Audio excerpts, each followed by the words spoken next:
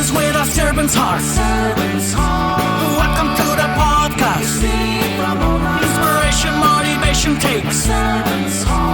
Listen to the podcast. We're all about to talk about life.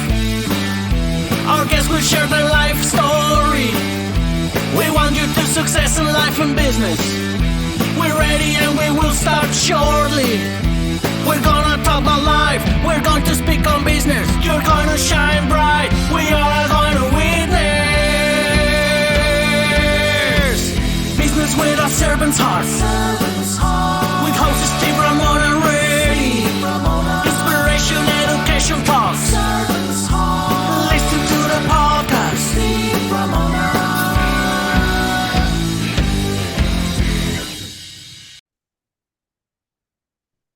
Welcome, everyone, to Doing Business with a Servant's Heart podcast. I'm your host, Steve Ramona, and I'm so thrilled to have you join us today. This podcast is dedicated to exploring the idea of doing business and living life with a purpose. And we believe that you can approach your work and your lives with a servant's heart, and then you can truly make a difference. We created a show for you because we want everyone to be motivated, inspired, and educated to make an impact in your world. My guest is going to talk about inclusion, the government, and some really cool topics. So get your pad and paper out. But while you're listening to her incredible content, I want you to think about how you're going to serve today and what impact you're going to create today. And the key word is today. I talk to so many people that wait and then a month goes by and they haven't done it. You should be trying to serve and impact people every single day. And that's what we're here to promote. Today's episode is proudly sponsored by our incredible partner, Pantheon Alliance. Imagine being part of an exclusive community of high-income, successful business owners and coaches and entrepreneurs from very diverse industries. Together, we are building a thought leader platform to impact and change the world. If you have any questions or want more information on Pantheon Alliance, I will definitely get it to you. With that being said, I've got my wonderful guest, Barbara Ann, here. Barbara Ann, I guess, will work. Welcome to the show. Thank you. I'm super happy to be here. Inclusion and federal government, kind of two yin and yang topics. How do they fit together? You know, it's funny, whenever I used to go out and represent in the role that I had with the U.S. Small Business Administration, I would often start off anything I said with, hi, I'm with the U.S. Small Business Administration. And then all of us would jokingly say, yes, we're the government and we're here to help, which usually prompted a laugh. And then I would say, chances are you're not going to meet any other government official like me at any other point in your dealings with the federal government. Because I was hired in part because I'm very different. And I had a brilliant district director at the time, his name was David Dixon, who specifically sought out, imagine this, people to work for the U.S. Small Business Administration who'd actually been business owners. That's powerful. How's inclusion and how is the government working with inclusion? I know it's been a problem and it's getting better. Is it getting better? It's evolving. Okay. Like anything that has to do with change management, it swings back and forth, kind of like the little balls that we had when we were little, and you would hit till it finally settles in the middle. And what we are seeing, you know, when you look at the overall scope of all of humanity, is a conversation that's taking place in a very tiny blip of time. And one of the reasons why my company leads with civility and inclusion is because no one is a monolith. No one fits any one narrative or box. And so much of how we live our lives, and of course, our government reflects so much of how we live our lives, is about trying to label and put different things and put different people in boxes, because that's what our mind wants to do. And what so many realize, not the only one that's been saying this, probably one of the more vocal, is that we cannot do that. Everybody has a story. Every single person is unique, and everybody has a lived experience. And those experiences contributed to whatever their situation is, whether it is trying to grow a business or just trying to feed their family. And so putting labels on that and looking at that through, you know, things like income levels and geographical areas and a whole host of other things, race, gender, religion, whatever, really bypasses what everybody just wants to be, which is seen and heard. And so I think what we started to see in the government, and like I said, the pendulum keeps shifting, is that over time, we'll see more of that in terms of treating people and meeting them where they're at instead of expecting them to rise up and be certain ways that no one's ever showed them how to.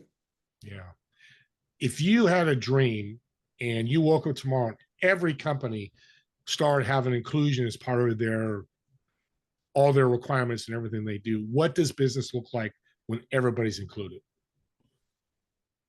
What business looks like when everybody is included is a significant decrease in the mental health issues that we're seeing in the business world. Because regardless of who you are within a company, we know in the United States, but definitely in most of the world, based on polls that have done by Gallup, over 1/3 of employees in the workplace are having mental health issues.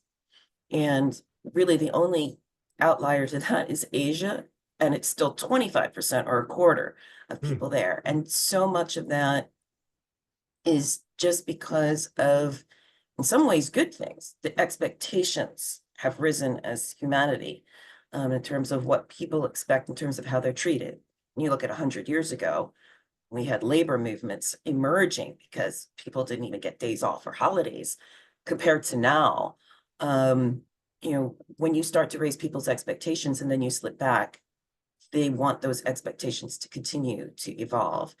And as we become more and more disassociated from the people aspect in the workplace, it used to be that you checked at the door and you didn't bring your whole self to work, which never, ever, ever was the case, but that was what the expectation was. And then people realized that that really was an unhealthy expectation. So then the more people were allowed to be their authentic selves in the workplace, it created its own different set of challenges, because then people started talking about things that they never talked about before in the workplace, or expressing views that they never expressed before in the workplace. And so now the workplace is evolving at a pace that's slower than the expectations that the people who are in it now have of their workplace experience. And the pandemic really shined a spotlight on a lot of that. Yeah. Open dialogue's big too. I love that you're saying that. It's not happening right now. The more people and the more business owners I'm talking to, how is, since COVID, this hybrid model of sometimes working from home, maybe 2 days a week, 3 days a week in the office, or whatever that's set up, how's that affecting inclusion? Is it positive, negative, or neutral? And the answer is it really depends on the company, the leadership, the communication, and the individuals. Because some people absolutely can thrive in a fully remote experience. I have a staff person who literally I have never met in person. And she's amazing. And I don't know what I would do without Sarai, as opposed to two other team members who are right here in New Jersey. But I've been managing remote teams on and off for a couple decades. Might surprise people to know, because I do look younger than I am, but I've been doing this work for over 30 years, actually approaching 56, and which would be kind of in, a slightly older category than some, but not as old as others. And I've had remote team members going back to the 90s, but I knew they did the work. So I knew I could trust them. They trusted me to trust them.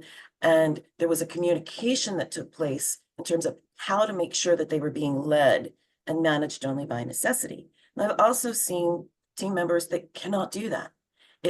And it's interesting because oftentimes other leaders that I've met that have the most difficult time around working with remote employees, whether it's hybrid or full-time remote, they're the ones that struggle the most to self-manage themselves.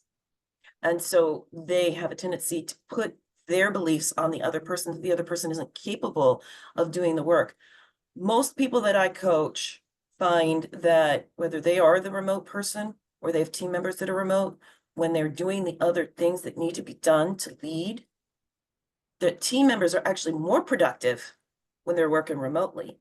The challenge is that sometimes they feel more isolated unless you find alternate ways for them to interact with human beings. Because the office, the minute I go into, when I was in an office full time, when I go into the office, a good 40% of my day was spent just shooting the breeze with colleagues. Yeah. Is that productive? We did a study when I was in a leadership role in a corporation, and we looked at, and at one point they identified that they would allow within their matrix for 35% lost productivity in a day in an office that was operating a call center. So there was no remote anything. They recognized that people would just stop and talk by the water cooler or go outside for cigarette breaks, even when they were logging into a system that tracked their time. And so there's so many different arguments that could be made for whether or not remote is better or in-person is better or a hybrid is better, but it really does come down to the processes and the systems that you have in place, how well you've developed your people, and how well you've developed your leaders, and how effectively you communicate. Love that. There's no direct system that works. It's customizable to the company. And that's such a powerful statement. People listening, if you're a CEO, founder, or even an entrepreneur, you're a solopreneur, it all part of this package. I absolutely love your company name. It fits a servant's heart to a T. Purpose-filled solutions and evolutions. What inspired that name, first of all, and starting your coaching? So I did my first coaching class back in 1997. I was a brand new executive director for a nonprofit that was funded by a quasi-governmental agency that doesn't exist anymore. And the surviving entity is now known as NeighborWorks America. But back then, we were all individual NeighborWorks organizations, and all new executive directors had to go to an executive leadership development training institute. And I had my first coaching class and I fell in love with it. And coaching has evolved significantly since 1997. But every role that I would have as executive director of that organization and another, and then going into the corporate role and leadership role, involved coaching components, whether it was coaching internally staff, working as an internal consultant, coaching others, even roles that I've held in the government, all have had a coaching component. And when I decided to go get my master's later in life in executive leadership, I really fully embraced, because I had actually stopped using the word coach, because there's so many entities out there that call themselves coaches, but don't necessarily do what coaching actually is, which is not involve giving advice. So we'll put that right out there. Coaching is about basically serving as a navigator for a person to figure out what they actually know and just have not yet been able to bring to the surface. And as borrowing on my time with the Small Business Administration, we used to say that because of the human intention span, you want to say as little as you can about your business upfront, whether it's in catchphrases or whatever. And I started teaching the businesses that I was working with that your name should be what you do. And so I thought about it when I was ready to actually launch my own business. And our name is what we do, which is why we don't really have a tagline or a catchphrase. We help people develop purpose-filled solutions and then evolve accordingly. Yeah. And go ahead. No, I just can say now I know why the compass is there. I was going to ask that question and you answered. See, that's a great guest.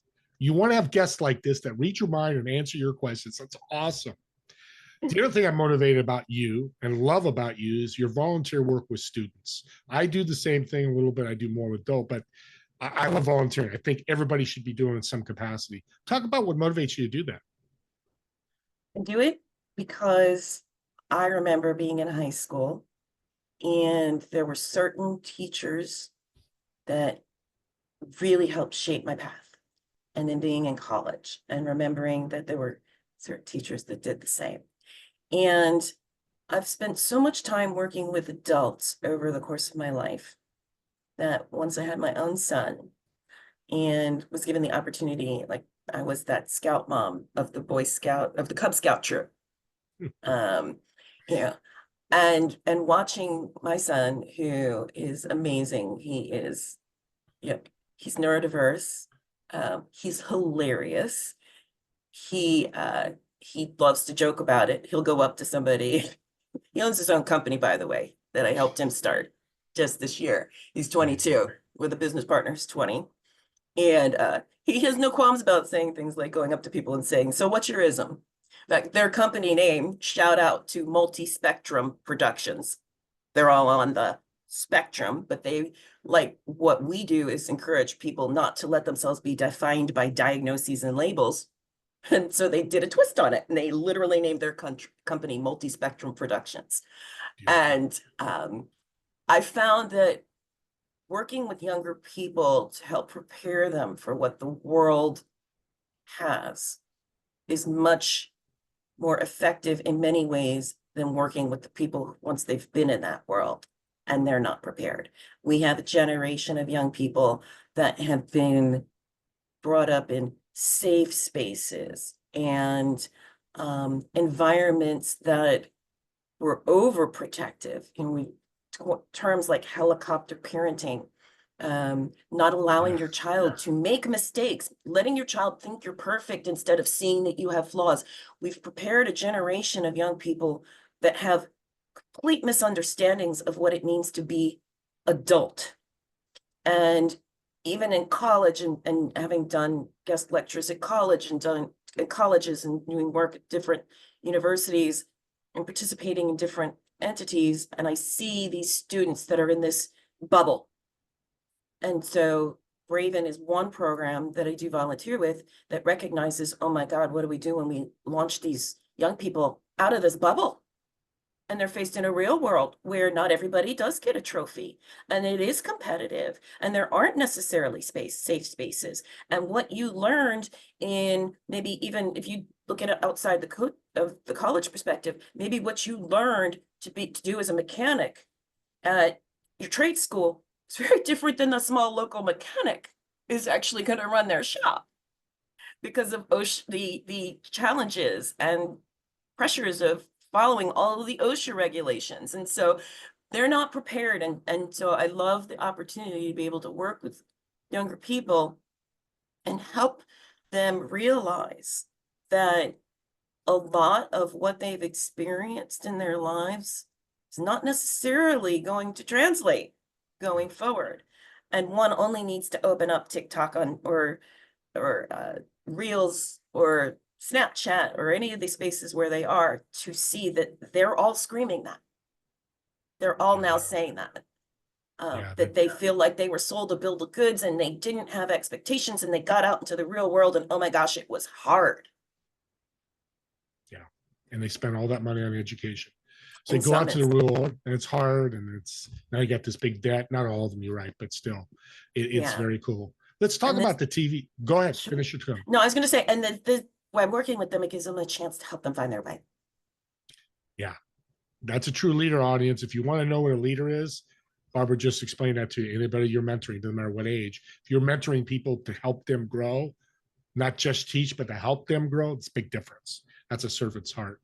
Talk about the TV show. I love it. Love what you're doing there. What's the mission? What's the name? How can we find it?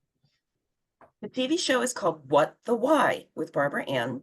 It is all 3 seasons are currently available on rvntelevision.com.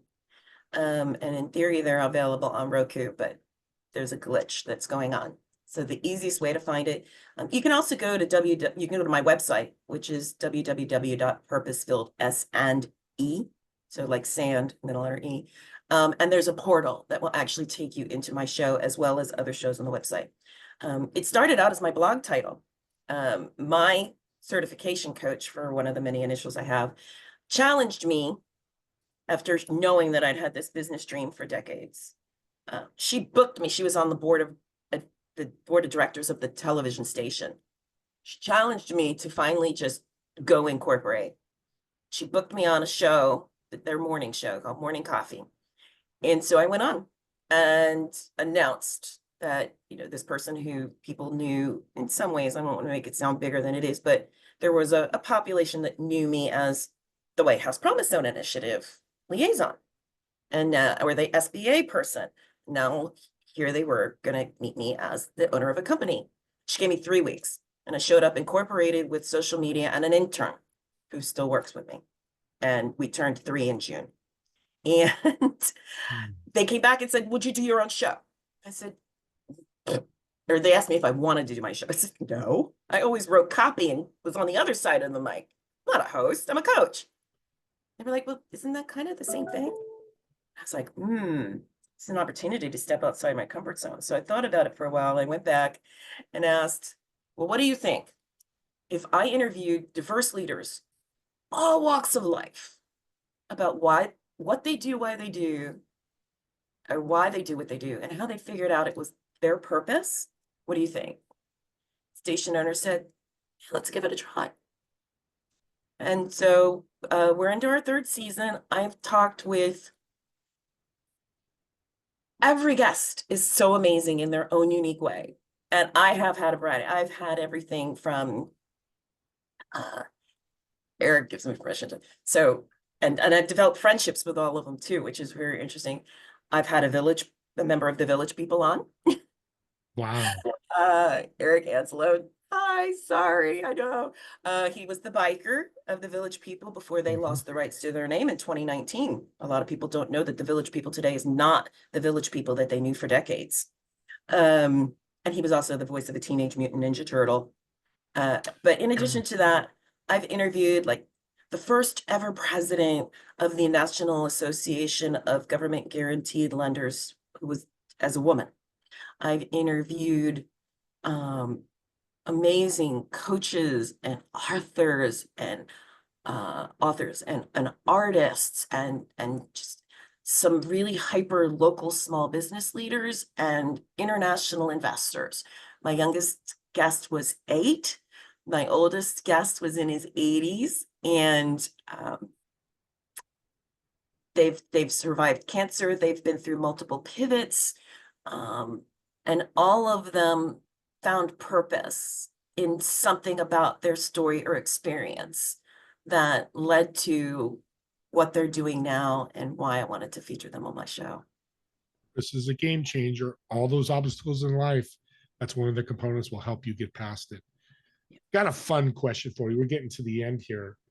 God, time flew by. I knew it would with you. I just knew it would. There's so much great content. So you got a restaurant, you got a reservation at a restaurant for the table of 4. You're obviously going to sit in one seat. In the other 3 seats, dead or alive, who would you invite? Why would you invite them? And I think the most important question is, what food would you order? You know, and it's interesting because this has been changing for me at any given moment. So food-wise, and there's lots of information about me, about my journey. Food-wise, doesn't matter because I'm on such an absolutely restricted diet for autoimmune issues that basically I could sit there with like just a piece of meat and maybe some veggies with nothing on them. In terms of who I would want to have at the table, I would really like to talk to Maya Angelou. Fascinated by her story. I would also really like to talk to, and like I said, this has been changing on a daily basis since we've talked about it. I would really like to talk to Abraham Lincoln, because I've seen so many conflicting things about why he did some of the things he did and how history remembers it. And I love to get information directly from the source. So I would definitely love to talk to him. And then right now, I'd say probably the third person that I'd really like to talk to would have to be the president of Ukraine. Because Zelensky. Zelensky, he is the perfect example of someone who never really sought power or leadership. You know, when they say that sometimes leadership is forced upon men. He was an actor and a comedian, and he ran for a role because he cared about his country. And then here we are. And who, you know, there's change is always constant, but I would just love to get his perspective on how he keeps himself motivated on any given day with everything that they face, the decisions that he probably never imagined he would have to make in his life ever. and what prompted him to run and how he would look at that now. So I think right now those are the top three, but now you could probably ask me that tomorrow and I'd give you different answers, but Yeah, I'm with right you too. Yeah. Yeah. We got to pick three. And our fifth chair for me, because I'd love to be on that table. What a table. Oh my God. Love it. I want to thank you, Barbara Ann. You are such a wonderful guest. I knew you would be, but the content, the desire, the inspiration, motivation, and education you gave us was bar none the best I've seen in a long time. So thank you. How can people support you, reach out to you, find you? Well, they can find me on my website, which is www.purposefilled.com. But we're on social media too. I mean, you can find me as the Purposefilled Coach on TikTok. You can find myself and my company on LinkedIn. We are currently on Twitter, but just also launched Threads. We're also on Instagram and actually YouTube. We've got a lot on our plate, so we're eventually gonna do the YouTube is much more newer and less content, but you can search any of those places. Plus, with a name like Barbara Ann Gardenhire Mills, let's face it, if you Google Barbara Ann Gardenhire Mills, you're not. I do have an aunt who's also named Barbara Ann Gardenhire, but I had the name first. She got it by marriage, and so if you look for Barbara Ann Gardenhire Mills, chances are you're gonna find us somehow, or you're gonna see some of the things I've done with the government. Yeah, that's great. And we'll have all that information in the show notes. Barbara Ann, thank you so much again for being such a wonderful host. Thank you so much, Steve, for giving me the opportunity. You're welcome. My pleasure. And do me a favor, on our YouTube channel, which is where she'll go right away, comment on it. If you have questions, I'll get those questions to her, or comments, I'll get them to her. Critique this podcast, good, bad, doesn't matter to me. If there's something you want to see, that's what I'm here for. It's all about you, the audience, getting the content and inclusion. I'm going to use her wonderful word to be part of this as a community. It's not about me. It's not about the guests. It's about all of us. Also, too, don't forget to subscribe so you get more wonderful guests just like Barbara Ann, and be motivated, inspired, and educated. And Barbara Ann and I thank you so much for watching or listening to this podcast. We look forward to seeing you on the next episode of Doing Business with a Servant's Heart. Have a great day, everyone.